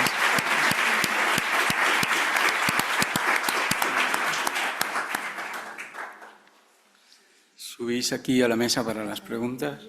Sí. Ya nos vamos aquí. Bueno, Una cadira.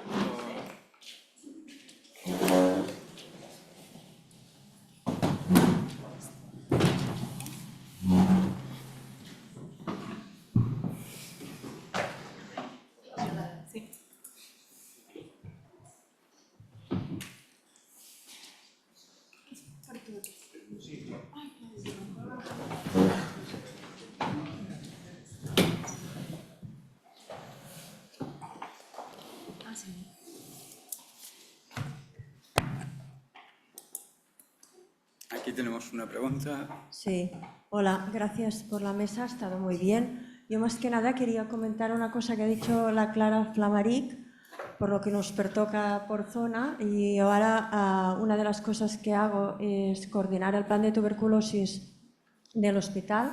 Empecé en gerencia territorial y por lo tanto era un programa de gerencia territorial y esto abarcaba dirección primaria, dirección hospitalaria y la relación con salud pública. A día de hoy las direcciones territoriales han desaparecido, la gerencia territorial, con lo cual ahora depende solo del hospital, pero solo decir que desde hace 2 años y medio estamos trabajando mucho para esto, para pulir los circuitos, para que funcione, crear expertos referentes de TV en cada CAP, y hay barrios que funcionan mejor, hay CAPs que funcionan mejor, hay CAPs que ya no nos acordamos, cambian las personas a nivel político, todo esto dificulta muchísimo.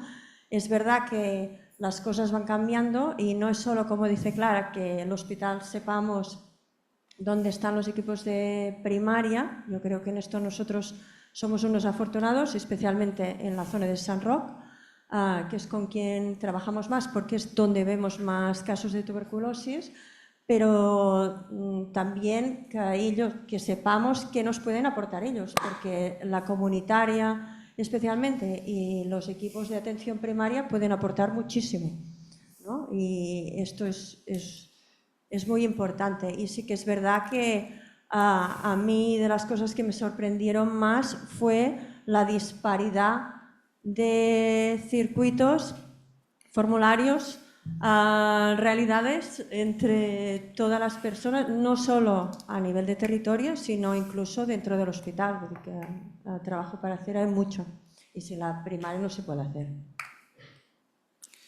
Aquí tenemos un comentario. Por favor, derivar siempre a neumo. interna, por norma general, no tiene el mismo dominio de la enfermedad, especialmente las formas pulmonares. En Canarias existe el mismo problema. Hola, buenas tardes. Yo soy Paquita Sánchez de la Unidad de Tuberculosis del Hospital del Mar y felicidades por la mesa. Tengo dos comentarios cortitos que espero que sean en positivo. Uno para la doctora Moretó por el tema de la eco, que nosotros hacemos a pie de cama y que realmente la hacemos después de la radiografía, porque diagnosticar una tuberculosis en adultos, que es lo que yo veo, por ecografía sí que vemos los ganglios, pero no tenemos aquel dominio fino que tienen los radiólogos, ¿no?, de ecografía en ver si el hilio graso, si no sé cuántos. Ahora sí que vemos contenidos líquidos, diferenciamos fases. Cuando hay una tuberculosis pulmonar cavitada se ven los engrosamientos pleurales, localizamos los derrames para pinchar, pero me refiero que nosotros usamos como herramienta complementaria porque además los internistas se están formando en ecografía a pie de cama. Eso no quiere decir que los ecografistas, los radiólogos, aportan lógicamente para toda la radiología intervencionista muchísimo. Esto una cosa. Y gracias y felicidades por vuestro trabajo.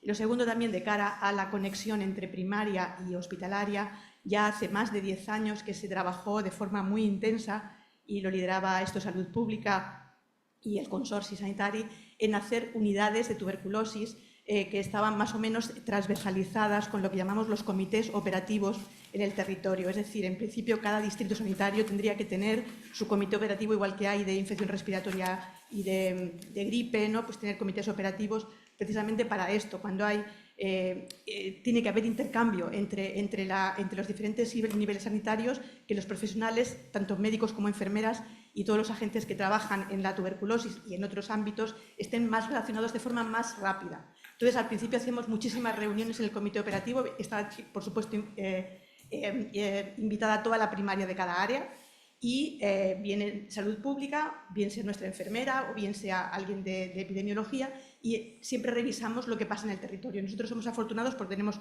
2 unidades en el área, Drasanas y el Hospital del Mar, y tenemos una relación muy fluida. Lástima de la pandemia, que esto lo ha pastifado todo, pero me refiero que hay un comité operativo, cada área tiene que tener el suyo y tenemos que fluidificar los contactos, porque teóricamente todos tenemos nuestros emails, tenemos teléfonos, y aunque haya que hacer la derivación, a veces un email o una llamada se puede hacer.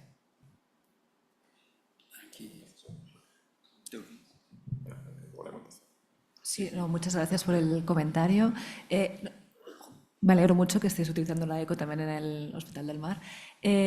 Justo comentar también, o sea, para nosotros todavía el diagnóstico actualmente, en los contextos donde Médicos Sin Fronteras trabaja, el diagnóstico de tuberculosis en niños sigue siendo primordialmente clínico. Obviamente si hay un diagnóstico microbiológico, pero ya decía que menos del 30%. Y la ecografía es también complementario. Y también es algo que ahora hemos hecho esos estudios, estamos implementando y estamos todavía, o sea, es totalmente de soporte también. Gracias. Tenemos otra pregunta aquí delante. Un comentario. Respecto a los comités de tuberculosis, completamente de acuerdo. De hecho, formo parte de uno desde hace un año. Antes o no nos habíamos enterado o no nos llegó la información, y la verdad es que yo ahora estoy encantada, y de hecho hay gente que conozco aquí del comité de tuberculosis.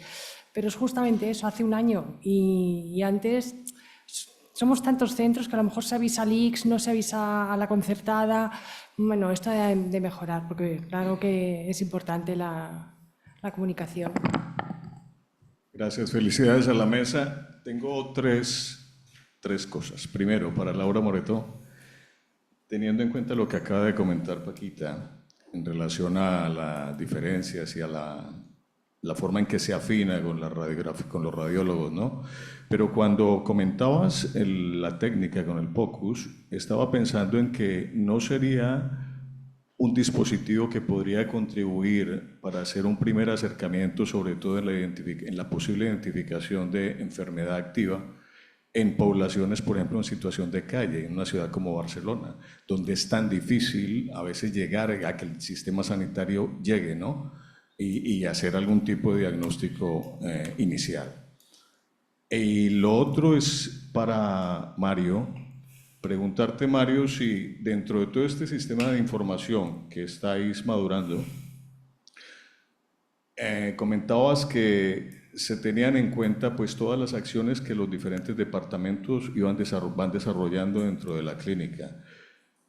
Hay acciones que se desarrollan por actores externos, por decirte un caso concreto, agentes comunitarios de salud. Estas acciones se contemplan dentro del sistema de información como eventos de agentes externos o como peticiones internas que hacen parte de la dinámica interna misma. Y desde la ignorancia, Fernando Muñoz, porque claro, es que he quedado no flipando con todo lo que has comentado, no te voy a dar la solución de la fórmula, ni mucho menos. Pero sí quería preguntarte si con el estado actual del modelo, estaba pensando en que se podría ajustar actualmente a nivel geométrico para, por ejemplo, mirar el modelo, observarlo, cómo se comporta en personas que tengan una EPOC o un asma bronquial, por ejemplo. Bueno, muchas gracias por la pregunta. Respecto a población adulta y en un contexto Barcelona, que no es donde nosotros trabajamos, que yo sepa, no hay estudios del uso de ecografía clínica o POCUS para cribaje de tuberculosis, pero sí que hay muchos estudios para el uso de radiografía, ¿no? Entonces, a lo mejor tendría más sentido, por un tema también de practicidad, a lo mejor utilizar radiografía para hacer cribaje y luego, pues, que no está, claro, hacer la ecografía con el paciente significa pues que ahí estará pues 10 minutos y a nivel de coste-efectividad probablemente sea más rentable hacer radiografía. Aparte que hay muchos más estudios. Para ecografía de cribaje todavía no está estudiado.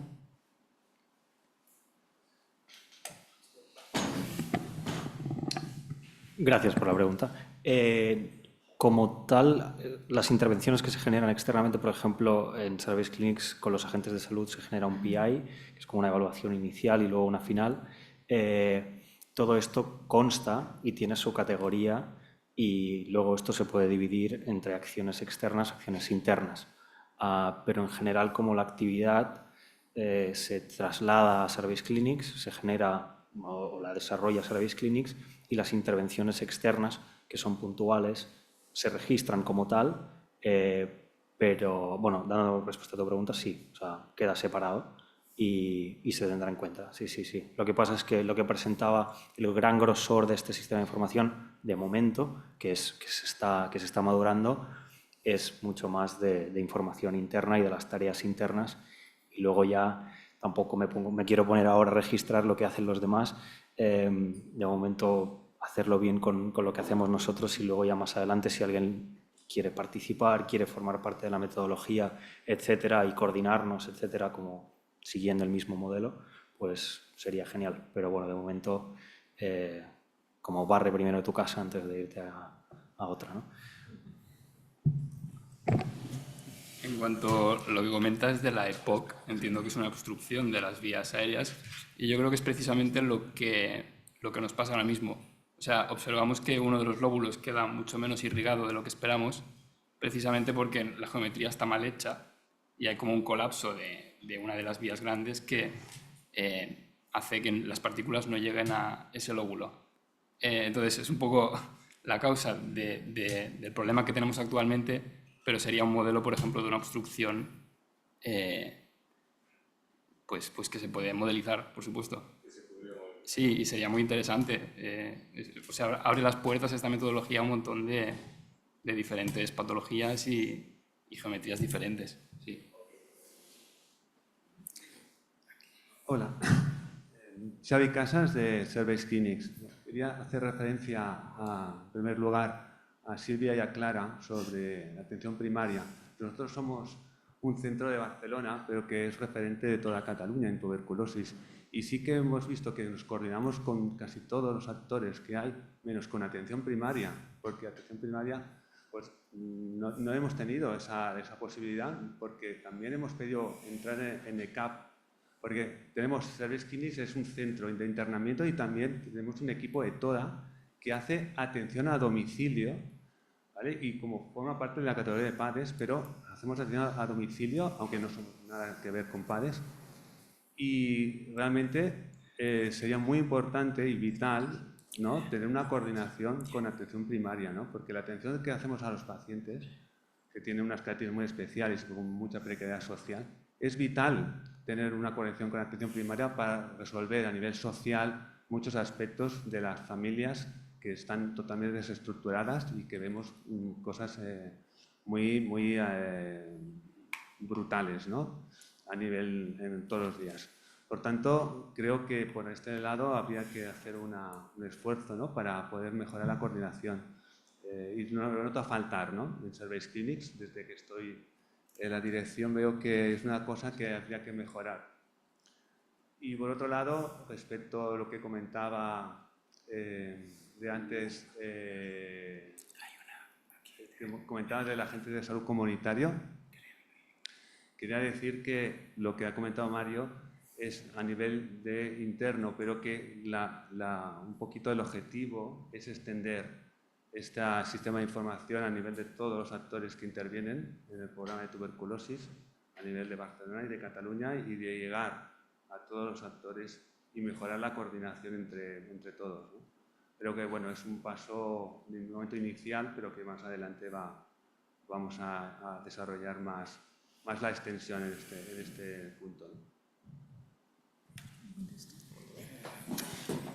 Pues agradezco bastante tu aportación, porque sí que echamos mucho de menos el retorno de los pacientes que ingresáis en Service Clinics a la atención primaria. Yo recientemente he tenido un par de casos con TBs diseminadas que también estaban en programas de asilo, diagnosticadas en primaria y que después ya no vuelven, porque yo no sé dónde están ahora, ¿no? Como ya están en programas van cambiando de casa cada 2 por 3 porque es donde hay espacio, pues se van moviendo, ¿no? Una idea que daría es, uno, tener el contacto de si siempre hay una misma persona que aporte la ETODA en el territorio, tener el contacto de esta persona, que yo sí que a través de Silvia Roura sí que sé quién es la que viene a nuestra área, ¿no? Pero que precisamente ahora con Salud Pública hemos encontrado que, bueno, tenemos un mar de tuberculosis ahora mismo entre manos, pero que la persona que va a hacer el ETODA nos ha informado de que hay más casos de los que nosotros conocíamos en un lugar, o sea que tienen un papel clave y fundamental en coordinación de territorio. Y la otra es que por ejemplo, desde prisiones, cuando les dan de alta de la prisión, sí que nos hacen llegar al médico de cabecera un informe del alta de la prisión, que esto es solo colgar un informe, el HC3, se nos aparece automáticamente, que quizás si estáis informatizando todo el proceso de estas personas dentro de Service Clinics, una vez se da el alta se podría colgar y ya nos enteraríamos de que ha pasado algo. Te lo devuelvo.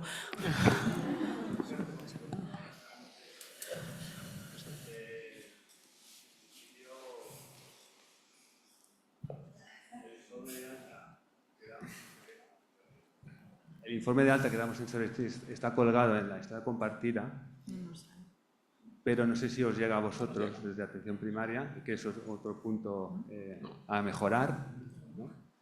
Y es muy importante por lo que comentaba, ¿no? Que tenemos que, claro, el ETODA ve muchas cosas en los domicilios que luego no puede llegar a comunicar a atención primaria. Entonces, cada zona tiene un terapeuta referente, que sí que sería importante que hubiera una vinculación con vosotros y que de alguna manera el día a día pues, pudiera haber una coordinación para mejorar, ¿no? Todos estos aspectos. Tanto del tratamiento, una vez han finalizado el tratamiento, el seguimiento, porque en Service Clinics cuando se van de alta, pues claro, necesitan un seguimiento. Y también es verdad que hay problemas de empadronamiento, de CIP, entonces se pierden los pacientes, ¿no? Es muy fácil, son muy itinerantes y luego desaparecen y se van a otras zonas, ¿no? Pero bueno, hay que intentar mejorar todos estos aspectos y creo que, bueno, desde nuestra parte nos ofrecemos a ayudar, ¿vale? Para resolverlo. Y también el CatSalud, que también tiene que intervenir en porque es muy importante su función, ¿no?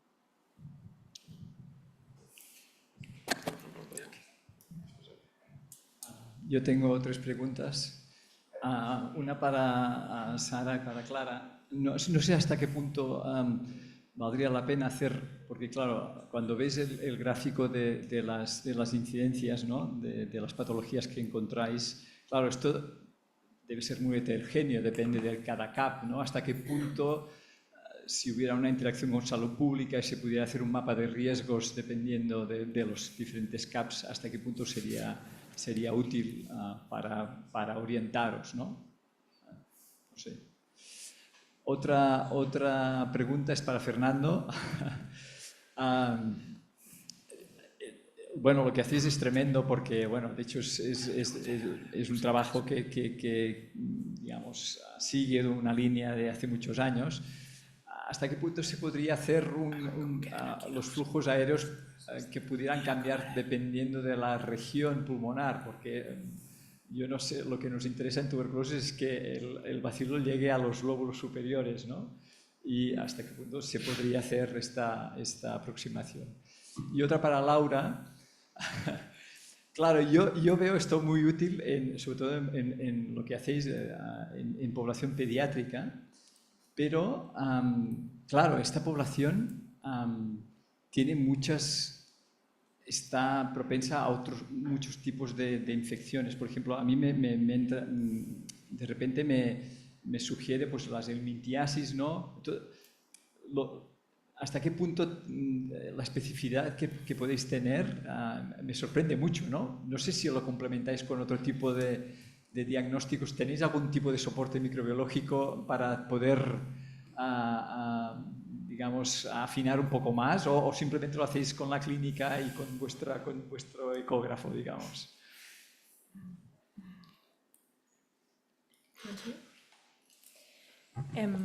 Sí que en general todas las áreas básicas de salud hay un diagnóstico de patologías, un diagnóstico de salud comunitaria.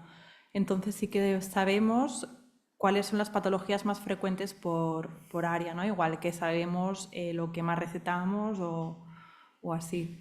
Pero claro, es un poco lo que decía Silvia, ¿no? Que en años de experiencia, pues yo veo tuberculosis una vez al mes y quizás pues en Gracia una vez cada 5 años, ¿no? Entonces estamos jugando un poco en áreas diferentes. Pero sí que creo, bueno, yo tengo el pálpito ahora de que vamos a aumentar mucho el número de casos diagnosticados en los últimos años. La pregunta que has hecho, Pérez Joan, es muy buena y precisamente nos ha dado muchos dolores de cabeza el intentar modelizar una amplitud de respiración diferente en cada lóbulo, que sería lo que realmente sucede en la realidad.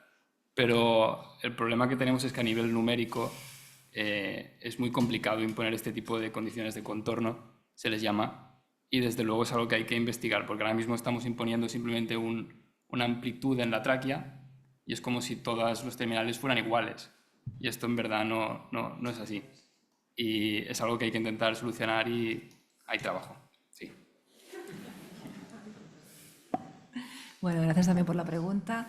A ver, no me he metido mucho en todo el tema de criterios de inclusión, pero obviamente son niños que tienen, tienen un par de semanas de fiebre, de tos, sospecha de tuberculosis extrapulmonar, ¿no? Que son evaluados por clínicos, en el caso de Guinea-Bissau, por médicos y que muchos eran hospitalizados. También un dato que no he dado y que aprovecho para darlo, el 40% en Bissau vivían con VIH y el 60% eran severamente malnutridos, con lo cual eran niños que estaban graves, la mayoría hospitalizados, en los que obviamente había una evaluación clínica, un seguimiento durante la hospitalización y un apoyo de laboratorio que, hombre, es limitado, pero bueno, sí que tenemos disponibilidad de rápidos.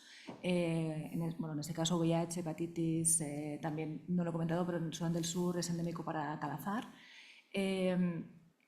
Y luego también pues se pueden hacer también parásitos en heces, se puede hacer bioquímica, hemograma, tenemos máquinas también.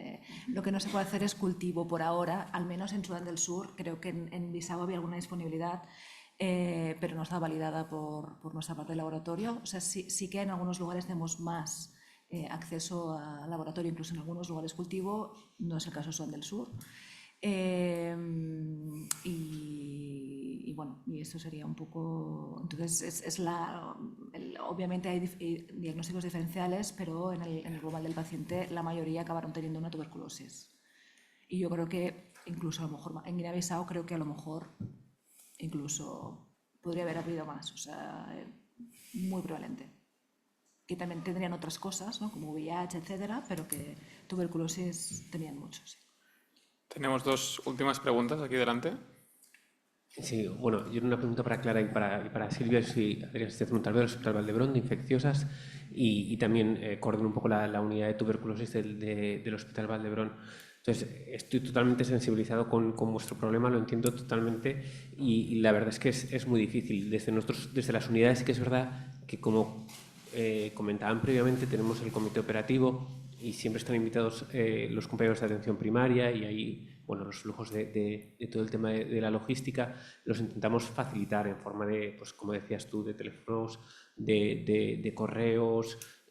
Aceptamos todo lo que nos envían, y entendemos que vosotros no sois expertos en tuberculosis y que es muy difícil saber de todo, y que vosotros manejáis una amplitud pues importante. Entonces nosotros aceptamos todo, no rechazamos absolutamente nada, y creo que es fundamental tener esa disponibilidad, y también los tiempos que damos son menores a una semana, incluso los mismos días. Y yo aquí también quiero poner en relieve la importancia de la enfermedad de práctica avanzada o la gestora de casos de tuberculosis, que en nuestra unidad hace también de nexo entre nuestra unidad y primaria, y que funciona muy bien. Y también nosotros tenemos vuestra colaboración a la hora de hacer TDOs, de hacer controles, y bueno, a través de nuestra gestora de casos, nuestra enfermedad de práctica avanzada, la verdad es que tenemos una comunicación muy buena con primaria, y también intentamos hacer pues reuniones, formaciones cada 2 años o cada año,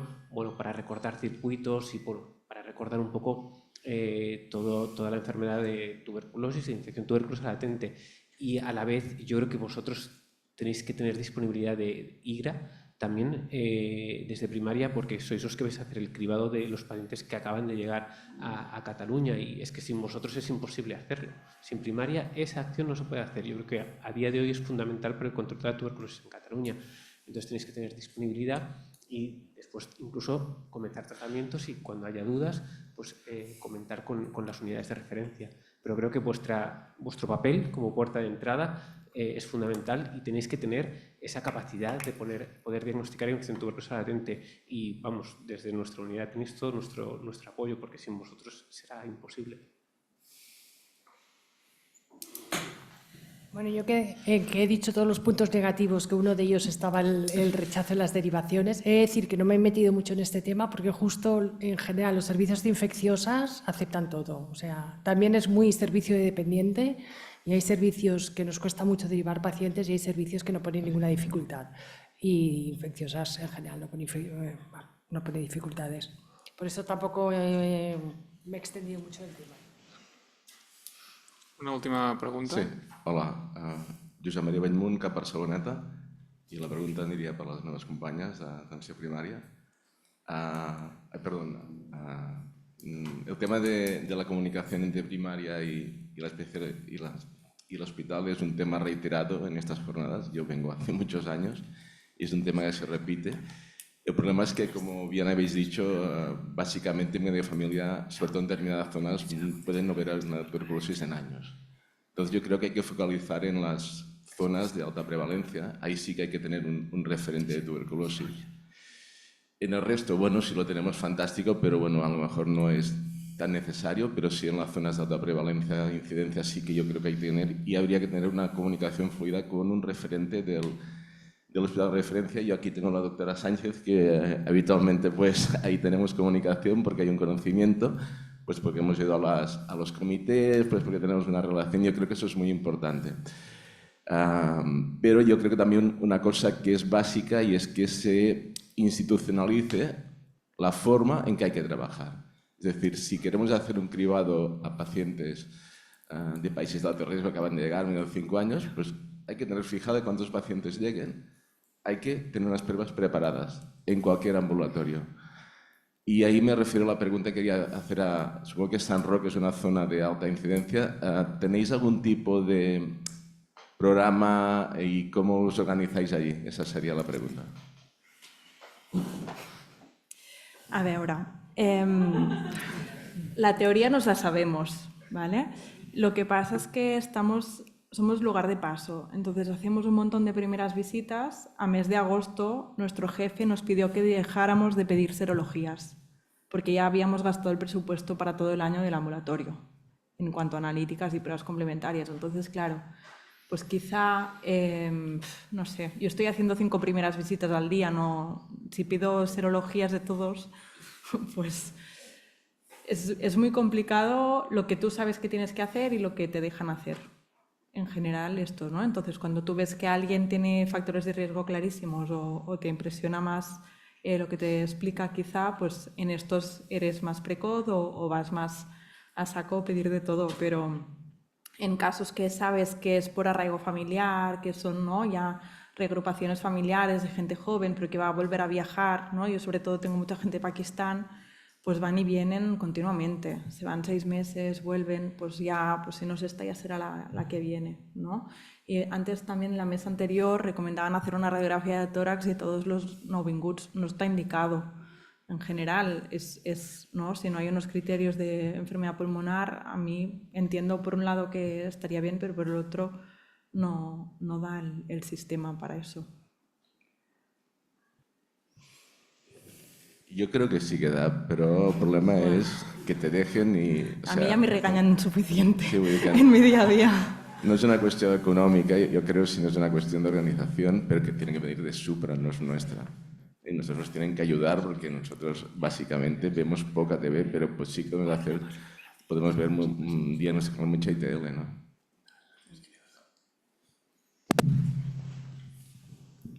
Bueno, muchas gracias a los ponentes, a vosotros. Quedamos emplazados para el próximo año. Y Joan.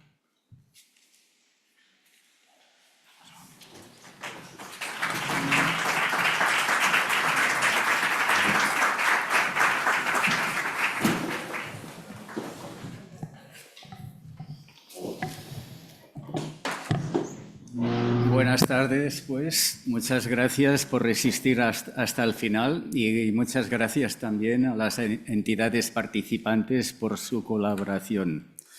Vamos a cerrar estas jornadas de una forma especial agradeciendo la gran ayuda de una persona que se jubila y que es la secretaria de la Fundación de la Unidad de Investigación en Tuberculosis de Barcelona, Carmen. Conocí a Carmen hace unos 30 años realmente. En aquellos años difíciles se la pudo contratar fue difícil, pero se la pudo contratar en el Servicio de Epidemiología de la actual Agencia de Salud Pública de Barcelona como administrativa. Nos impresionó mucho su capacidad para procesar datos y su buen hacer como secretaria. Ella ha pasado miles de encuestas de tuberculosis y de contactos y de casos de enfermedades de declaración obligatoria. Como secretaria, los que trabajamos con ella consideramos que es una persona con gran capacidad de trabajo, lista, que es constante, leal y discreta. Ha colaborado en las 28 ediciones de estas jornadas internacionales de tuberculosis, en las 14 de enfermedades emergentes y en las 30 celebraciones del Día Mundial de la Tuberculosis. Es secretaria a tiempo parcial de la Fundación de la Unidad de Investigación en Tuberculosis desde hace años y su labor ha sido crucial para el buen funcionamiento de esta fundación. Carmen, queda pendiente una celebración en Petit Comité, pero mientras te hacemos este reconocimiento público y te ofrecemos un ramo. Muchísimas gracias y por muchos años y sé feliz.